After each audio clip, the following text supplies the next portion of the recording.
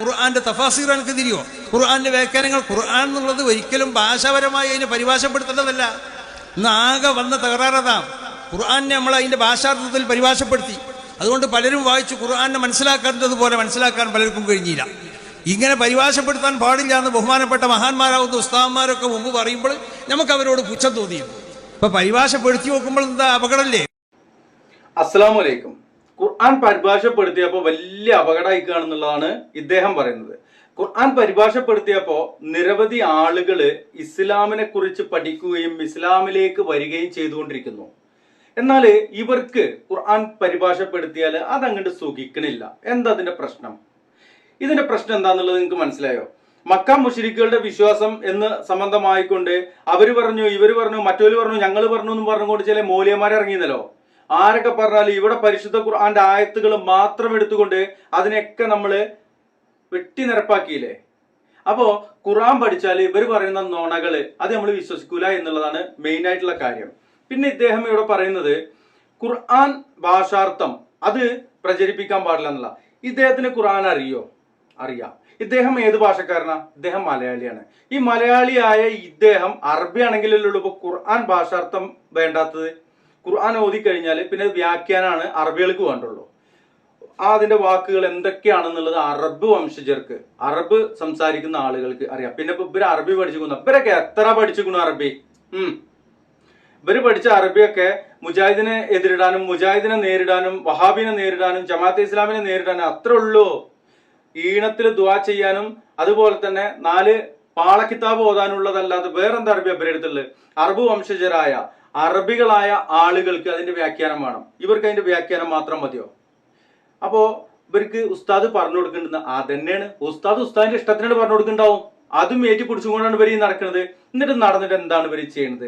ഈ ഉമ്മത്തിന് എന്താണ് ചെയ്യുന്നത്? ഇതിനിടയ്ക്ക് ഒരു വീഡിയോ കണ്ടു. നമ്മൾ മുമ്പൊരു വീഡിയോ ചെയ്തിട്ടുണ്ടായിരുന്നു. പഴം എറിഞ്ഞാൽ മീൻ കിട്ടുമെങ്കിൽ പഴം പൊരി എറിഞ്ഞാൽ പൊരിച്ച മീൻ കിട്ടുമോ എന്ന് ചോദിച്ചുകൊണ്ട് നമ്മളെ തങ്ങന്മാരിൽപ്പെട്ട പാണക്കാട് തങ്ങന്മാരാണ് ഈ പഴയെറിയലിന് ഓരോ കടപ്പുറത്തും പോകാറുള്ളത്. കണ്ണൂരിലെ കടപ്പുറത്ത് അതുപോലെ തന്നെ തിരൂരിലെ കടപ്പുറത്തൊക്കെ ഇവർ പോയിട്ട് പഴയെറിയാറുണ്ട്. നമുക്ക് ആ പഴയേറൊന്ന് ആദ്യം കാണാം. മുനവറിൽ തങ്ങളാണ് എറിയണേ.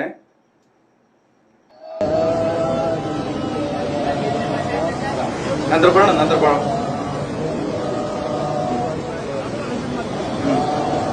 രണ്ടെണ്ണേ ഉള്ളൂ. ഊതി വേറെ പേരാണ് വയ്ക്കുന്നത് അല്ലേ? അതാ എറിഞ്ഞു അടുത്ത് മൂല്യം എറിഞ്ഞു. കത്തീബ് എറിയട്ടെ, മീൻ കിട്ടിയിട്ടിലേക്ക്.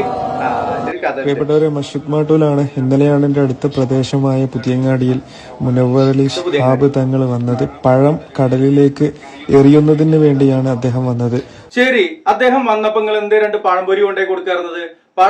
പഴം എറിഞ്ഞാൽ മീൻ ലഭിക്കുമെങ്കിൽ പഴംപൊരി എറിഞ്ഞാല് ഈ നമ്മൾ ഈ പഴം ഇങ്ങനെ നീളത്തിൽ മുറിച്ചിട്ട് മാവിൽ മുക്കിയിട്ട് പൊരിച്ചിടൂലേ? എല്ലാവർക്കും അറിയാം. പഴംപൊരി എന്ന് പറഞ്ഞാൽ മലയാളികൾക്കൊക്കെ അറിയാം. വൈകുന്നേരത്ത് ചായപ്പീടിയിലൊക്കെ ഉണ്ടാവും പഴംപൊരി. ഈ പഴംപൊരി എന്തേ കൊടുക്കാറുന്നത്? എന്നാ ചിലപ്പോ പൊരിച്ച മീൻ ഇങ്ങനെ കിട്ടിയാലോ നമുക്ക്, അല്ലേ?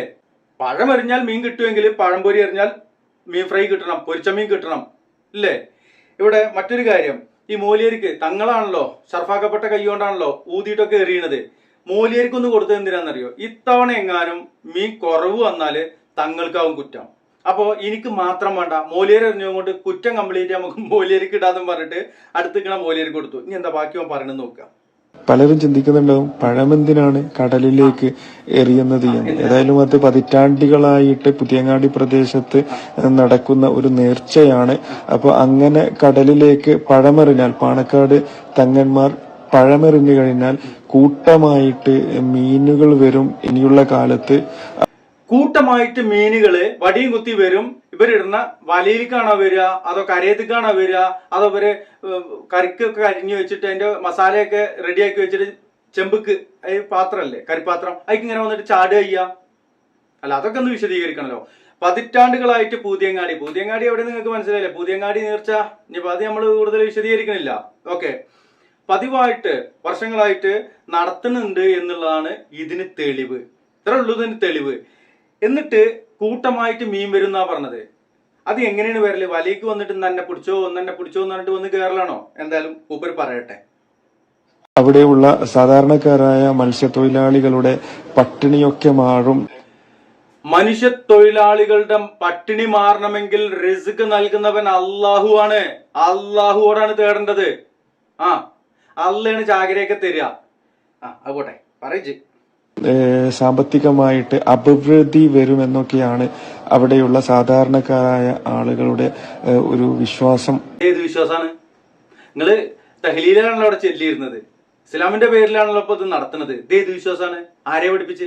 അള്ളാന്റെ ഹബീബ് പറഞ്ഞോ നിങ്ങൾ മീൻപിടുത്തക്കാരെല്ലാം പഴം ഇങ്ങനെ എറിഞ്ഞോളിന്ന് അല്ല ഉണ്ടോ? ഇനി അല്ല റസൂലുള്ള പറഞ്ഞിട്ടില്ല, ഇസ്ലാമിൽ അങ്ങനെ ഇതൊന്നുമില്ല, നിങ്ങളെ ഇഷ്ടത്തിന് എറിയാണെന്നുണ്ടെങ്കിൽ ഇന്ന് നിങ്ങൾ ഒരു പ്രാവശ്യം തങ്ങൾ വരുമ്പോ പഴംപൊരി കൊടുക്കുകയെന്ന്.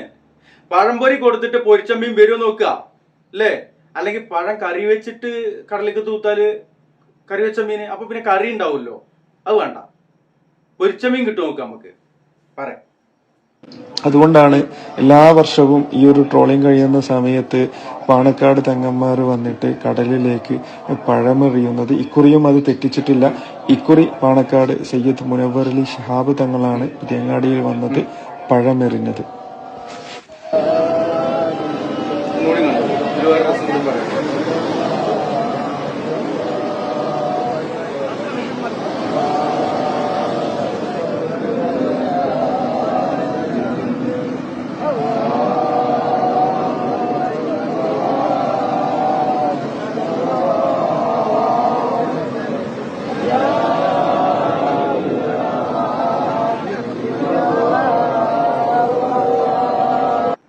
അപ്പൊ എന്തായാലും മീൻ കിട്ടിയില്ല എന്ന് പറഞ്ഞിട്ട് മോലിയരെ കുറ്റം പറയാൻ പറ്റില്ല.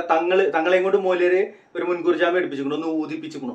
അപ്പൊ എറിഞ്ഞത് മാത്രമേ ഉള്ളൂ മൂപ്പര്. അതിന്റെ ഫലമൊക്കെ ഇനി ഇദ്ദേഹം എറിഞ്ഞാൽ മാത്രമാണോ നിങ്ങൾക്ക് ഇങ്ങനെ മീൻ ഇന്നെ പിടിച്ചോളി എന്ന് പറഞ്ഞിട്ട് വരിക ആണോ? നിങ്ങൾ അടുത്ത വർഷം മുനവര് തങ്ങളെയൊന്നും വിളിക്കണ്ട, അത് നമുക്ക് കുറെ പൈസ കൊടുക്കണല്ലോ. നിങ്ങൾ എന്നെ വിളിച്ചാൽ എനിക്ക് വണ്ടിക്കൂലി എന്നാ മതി. എന്നിട്ട് ഒരു 2 പൊറാട്ടയും ഒരു ബീഫ് ഫ്രൈ ഒരു ചായയും വാങ്ങി തരാം, വണ്ടിക്കൂലിയും തരാം. ഞാൻ വന്നിട്ട് എറിയാം, ഞാൻ വേണമെന്നിട്ട് ഒരു കൊല എറിയാം, എന്നിട്ട് വരാണ്ട് ഇരിക്കോ നോക്കുക നമുക്ക് അല്ലേ? അങ്ങനെ പരീക്ഷിച്ചൂടെ നമുക്ക്? പ്രിയമുള്ളവരെ, അങ്ങനെയാണെങ്കിൽ അടുത്ത വർഷം പുതിയങ്ങാടിയിലുള്ള ആ ഭാഗത്തുള്ള ആരെങ്കിലും 2 പഴംപൊരി, രാവിലെ പഴംപൊരി കിട്ടാൻ പ്രയാസമാണ്, തലേസത്തെ പഴംപൊരി എറിഞ്ഞാൽ മതി. ഇനിയിപ്പോ രാവിലെ അവിടെ പഴംപൊരി ആയിട്ടില്ലെങ്കിൽ വൈകുന്നേരത്തൊക്കെയാണല്ലോ പഴംപൊരി. തലേ ദിവസത്തെ 2 പഴംപൊരി അത് എറിയാ. നമുക്കൊരു ദിവസം പായക്കുള്ള പൊരിച്ച മീൻ കിട്ടിയാൽ മതിയേ. അതുകൂടി ഞാൻ രാവിലെയൊക്കെ ബ്രേക്ക്ഫാസ്റ്റ് കഴിക്കുമ്പോൾ തലേ ദിവസം മീൻ പൊരിച്ചൊക്കെ തന്നെ തിന്നുക, നല്ല രസം ഉണ്ടാവും. ഒന്നും കൂടി ഒന്ന് ഉപ്പും ഒക്കെ ഒന്ന് പിടിച്ചിട്ടുണ്ടാവും. അപ്പോ അടുത്ത വർഷം നിങ്ങൾ 2 പഴംപൊരി എറിയുക, എന്നിട്ട് പൊരിച്ച മീൻ വരുന്നുണ്ടോന്ന് നോക്കുക. ഇല്ലെങ്കിൽ ആരെങ്കിലും ഒക്കെ അവിടെ എറിഞ്ഞിട്ട് ഇവർക്ക് പകരമായിക്കൊണ്ട് മറ്റാരെങ്കിലും എറിഞ്ഞിട്ട് മീൻ വരാതിരിക്കണ്ടോന്ന് നോക്കുക. മീന് ലഭിക്കുക എന്നുള്ളതൊക്കെ മീനിനെ സൃഷ്ടിക്കണ അല്ലേ? ചാകര ഉണ്ടാകുന്നതും ഇല്ലാതാകുന്നതും ഒക്കെ അള്ളാന്റെ കാര്യങ്ങളാണ്. അള്ളയാണ് അതിന്റെ ബാക്കി കാര്യങ്ങളൊക്കെ. നിങ്ങൾ അള്ളഹാനോട് ചോദിച്ചോളി, അള്ള നിങ്ങൾക്ക് മീൻ തരും. അള്ളഹാനോട് ചോദിച്ചിട്ട് അള്ള തരാൻ ഉദ്ദേശിച്ചിട്ടില്ലെങ്കിൽ മുനവറിൽ തങ്ങളല്ല, ഇനി ഏതൊക്കെ തങ്ങന്മാര് എത്രയൊക്കെ അവിടെ പഴം എറിഞ്ഞിട്ടും കാര്യമില്ല, പഴം പൊരിച്ചിട്ട് എറിഞ്ഞിട്ടും കാര്യമില്ല, ചിപ്സ് പഴം ആവണീന്റെ മുമ്പേ അല്ലേ കായ വറുത്തത് അതെറിഞ്ഞപ്പോ എന്താ വരിക? പഴം എറിഞ്ഞാൽ മീനാ കിട്ടുകയെങ്കിൽ കായ വറുത്തത് ചിപ്സ് അതെറിഞ്ഞാൽ എന്താ കിട്ടുക? അല്ലെങ്കിൽ നമുക്ക് വേറെ എന്തെങ്കിലും ചക്കേ അല്ലെങ്കിൽ മാങ്ങ പഴുത്തത്, മാങ്ങേ ചക്കനിപ്പോ അങ്ങനെ എറിയാൻ കഴിയില്ലെന്നുണ്ടെങ്കിൽ 4 ചുള എടുത്തിട്ട് ഓരോ ചുള ഇങ്ങനെ കുരി കളഞ്ഞതൊന്ന് കുരി കളയാത്തതൊന്ന് ഇങ്ങനെയൊക്കെ എറിഞ്ഞു നോക്കുക നമുക്ക്. അതേപോലെ തന്നെ നിങ്ങൾ അടുത്ത പ്രാവശ്യം ഇങ്ങനെ ഒന്ന് പരീക്ഷിക്കണം. ഈ പഴുത്ത പഴമാണല്ലോ എറിയുന്നത്, ആ പഴത്തിന്റെ തൊലി കളഞ്ഞിട്ട് എറിഞ്ഞു കഴിഞ്ഞാൽ അതിന്റെ ചെളിക്കും ചെതുമ്പലും ഒക്കെ കളഞ്ഞിട്ട് അതൊക്കെ വൃത്തിയാക്കിയിട്ട് ക്ലീൻ ആക്കിയിട്ട് കിട്ടും നമുക്ക്. പ്രിയമുള്ളവരെ, ഇതാണ് അവസ്ഥ. ഇങ്ങനെയുള്ള കാര്യങ്ങളൊക്കെ ഇങ്ങനെ തന്നെ പറയാൻ പറ്റുള്ളൂ. നിങ്ങൾ ഈ മീൻ കിട്ടാൻ വേണ്ടിയിട്ട് പാലൊഴിച്ച കടലിലേക്ക് ഇതേപോലെ തന്നെ പഴെറിയ പരിഷ്കൃത സമൂഹത്തിലല്ലേ നിങ്ങൾ ജീവിക്കുന്നത് അല്ലേ? അള്ളാഹുവിന്റെ ഹബീബും പഠിപ്പിച്ചു തരാത്തതൊന്നും ദീനല്ല. നിങ്ങൾ എറിഞ്ഞോളി, അതിന് കുഴപ്പമൊന്നുമില്ല. അല്ലാഹു അക്ബർ എന്ന് പറയുമ്പോൾ ഇസ്ലാമിൽ പറഞ്ഞൊരു കാര്യമാണെന്ന് മറ്റാളുകൾ തെറ്റിദ്ധരിക്കും. ഇസ്ലാമിനെ കുറിച്ച് പഠിക്കുന്ന നിരവധി ആളുകളുണ്ട്, ഇസ്ലാമിനെ കുറിച്ച് പഠിക്കുകയും ഇസ്ലാമിലേക്ക് കടന്നു വരികയും ചെയ്തുകൊണ്ടിരിക്കുന്നുണ്ട്. അവരിങ്ങൾ മുടക്കണ്ടേ? നിങ്ങൾ ആ ലാ ഇലാഹ ഇല്ലല്ലാഹ് എന്ന് പറയുന്നത് അത് എവിടെയൊക്കെയാണ് പറയേണ്ടത്? അങ്ങനെ ചെല്ലിച്ചിട്ട് കുഴപ്പമുണ്ടോന്നുള്ളത്, ചെല്ലിച്ചിട്ട് കുഴപ്പമൊന്നുമില്ല. ഇത് ഇസ്ലാമിലുള്ളതല്ല, ഇത് ഞങ്ങള് വിദേഹത്തുകാരുടെ ഒരു പ്രത്യേക പരിപാടിയാണെന്നൊരു ബോർഡ് വെച്ചോളി. അപ്പോഴും ഈ സാധുക്കൾക്ക് നമുക്ക് പറഞ്ഞു കൊടുക്കാൻ കഴിയും. ഇൻഷാ അല്ലാഹ്. അതൊന്നും കൂടുതൽ പറയാനില്ല. കൊല്ലത് പറഞ്ഞിട്ടും നിങ്ങൾക്ക് ഇത് മനസ്സിലാകണില്ലെങ്കിൽ നിങ്ങള് ഒരു കൊല്ലത് എറിയാണ്ടിരിക്കും ജനങ്ങളെ. അല്ലെങ്കിൽ നിങ്ങൾ മീൻ പിടിക്കണമല്ലേ ഇത് എറിയേണ്ടത്. ഒരു പ്രത്യേക ഒരാളെ കൊടുത്തിട്ട് നിങ്ങൾ ഇതിങ്ങനെ എറിയിപ്പിക്കുമ്പോ മനസ്സിലാക്കുക, ചിന്തിക്കുക. അള്ളാഹു അനുഗ്രഹിക്കട്ടെ. അസ്സലാമു അലൈക്കും വറഹ്മത്തുള്ളാഹി.